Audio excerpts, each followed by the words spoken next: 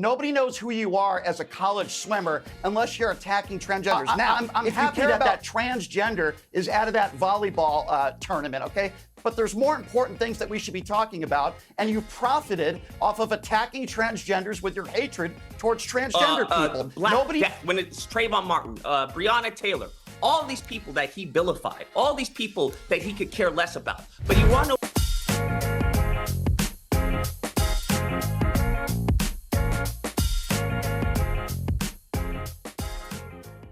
Welcome back to Reggie Red's Reactions, man. It's your boy, Reggie Red. Now today I got a Piers Morgan video for y'all to check out. And you know how his panels get live when they get to debating. Only thing I don't like is when they get to talking over each other, but that makes it more exciting. We gonna get into it. And if you like this video by the end, make sure you like, subscribe, and share with your friends. Hit them alert bells too so you know when I'm dropping my next video. Let's jump into it. Really sad because, Lucas, you talk about how hurt you were and how offended you were by such despicable things, and then you became the thing that you found the most repulsive, which is alarming, and as I mentioned, deeply saddening. I would be more than happy to litigate some of Charlie's positions for you. I abjectly... I don't think I need any litigation from a woman who tried to downplay slavery, who tried to all lives matter slavery after she purchased a black child. That's what I would argue. I don't think you need to as far as would litigate you like anything. to discuss it? Okay. Because the reality of the situation is that what I gave you, whether you like it or not, is a fact from the 1860 census. And it the point literally is not a fact. Slavery. It is actually a bastardization of actual history. What you cited was inaccurate. You can actually look it up. I don't know if you did. I doubt you do your due diligence. You clearly did not, because in that study that you're citing, in the study that I'm discussing it right now, in the study that you're citing, it takes into account not only the slaves, it takes into account the northern states and the southern states. So to try and implement or to say this all lives matter when it comes to slavery, which is abhorrent and in extreme contradiction to American history, especially in this country as chattel slavery as Black Americans, is abhorrent and perverse, especially you, who is the mother of a Black child, who she purchased. Right. Other people is my turn to talk? You purchased. Is it? By all means. How did I? Okay, well, I'm not quite sure what you mean by purchase. She's adopted, and it is illegal to purchase a child. Did you pay to get that child? No, I paid the adoption agency. It was to absolutely do my free. Study. It was absolutely okay. I paid the adoption agency, like you. So then there was a process of child. I believe that other people adopt. Adoption agency. Okay, you're wrong, and that's defamation. I'm literally right. An absolute lie, and it's to an adoption you're agency. literally wrong, and it's this. I'm literally correct. Okay, hold on a second. Yes, in this case, you've made millions of dollars profiting, going across the country. You've made a lot of money and you've made a name for yourself. Nobody knows who you are as a college swimmer unless you're attacking transgenders. Now, if you care about children, then why have you not criticized Donald Trump? If you care about children and women, then why have you not gone after Donald Trump for not bringing out the Epstein files? If you care about children, why don't you talk about gun control? I'm happy that transgender is out of that volleyball tournament, okay? But there's more important things that we should be talking about, and you've profited off of attacking transgenders with your hatred towards transgender people. Nobody knows who you are as a college swimmer. People know who you are because you go around the country attacking transgenders, Riley. That's who you are. Actually, what she's done, Brian, very heroically, in my opinion, is she's gone around the country defending women's rights to fairness, equality, and safety. Something that I'm very surprised to hear that you, on the left, do not wholeheartedly endorse and agree with.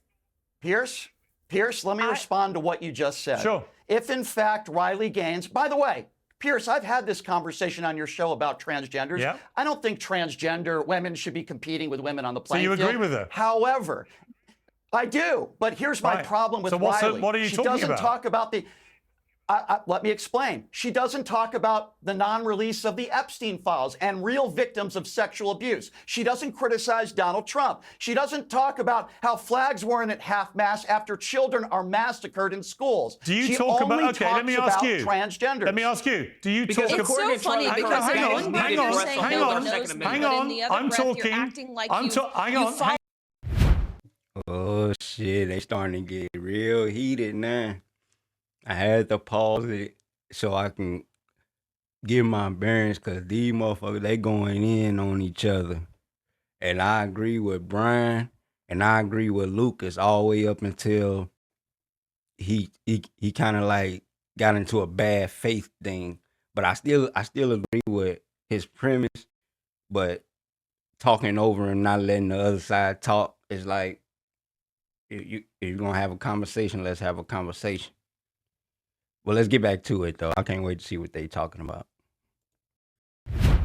Hang on, Riley. Everything that I've ever said on any topic ever. Hang on, Riley. So, Brian, your position is that unless you talk out publicly about every single issue that is important in the world, then it disqualifies you from talking about the issue that you not only care about most because it happened to you, but you are passionate about because it protects women's rights. Is that your position?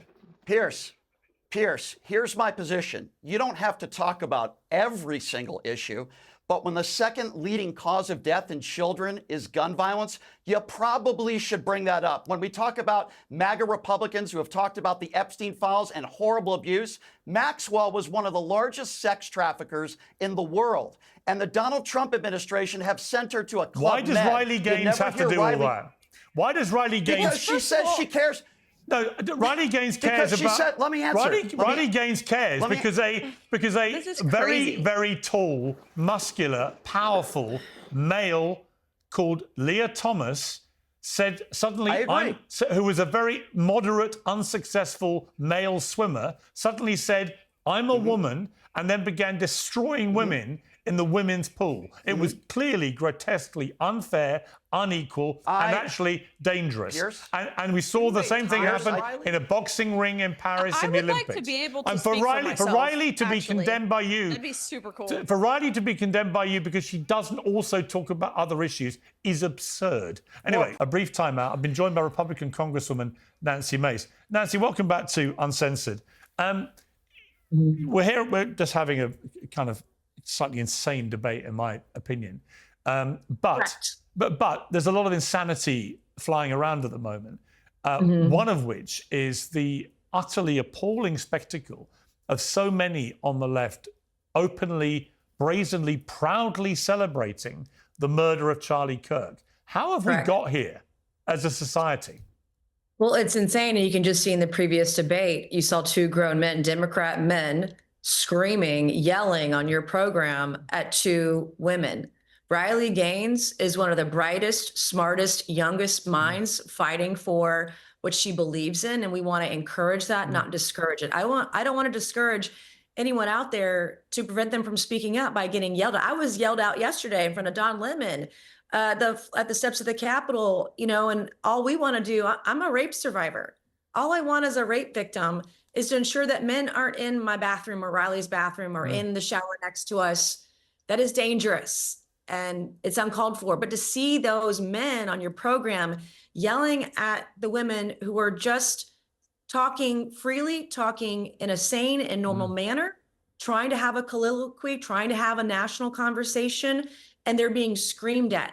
That's how we got here. And until the left and until the Democrat Party acknowledges their role in this, it's not going to get better. And I have to tell you, it's terrifying right now to be a conservative. I am carrying my 6-hour P365 everywhere I go. I have armed guards everywhere I go. I can't even go to the grocery store alone anymore. I can't even walk my dog without a gun because I have many. Boy, Nancy Mace, she's a forever victim.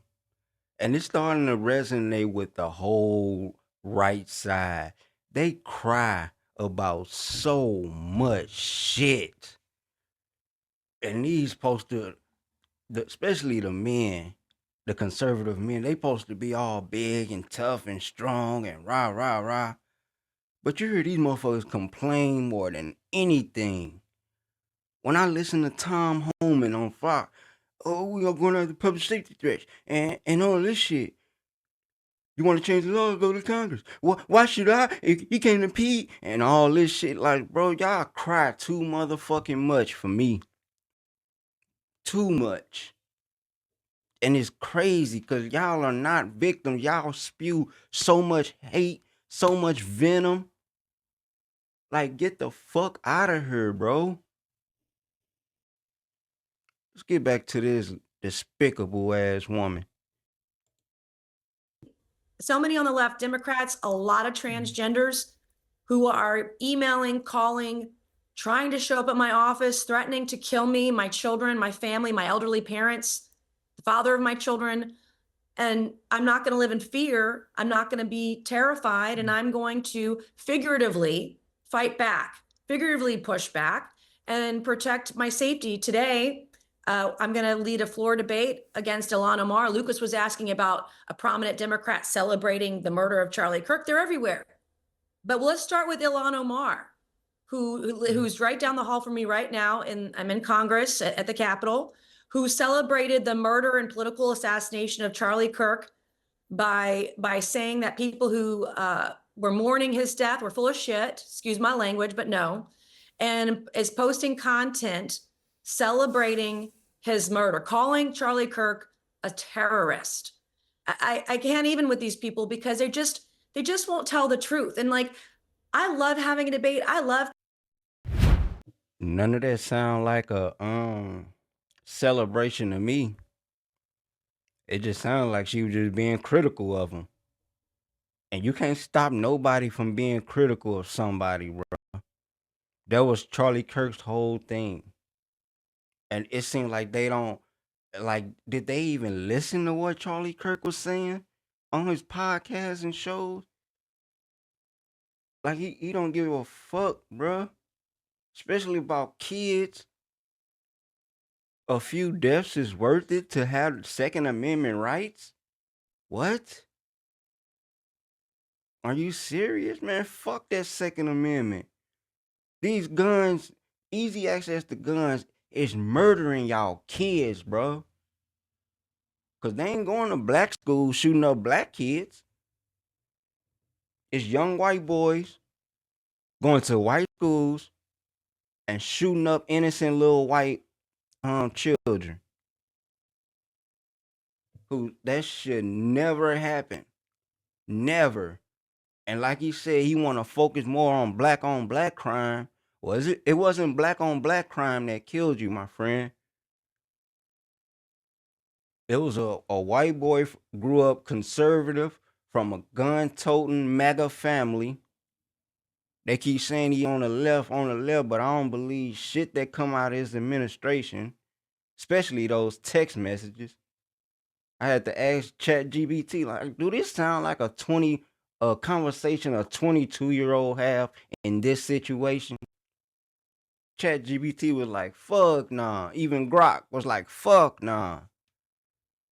That shit sound just fabricated. And everybody, even people on the left, they just taking it and running with it. I ain't seen the bullet with the engravings on it. I ain't seen they could have showed a screenshot of his text messages. If y'all got his real text messages, put up the screenshot. But only they say Robinson, roommate. Like, come on, man. 1 + 1 is 2. It ain't 3 or 4.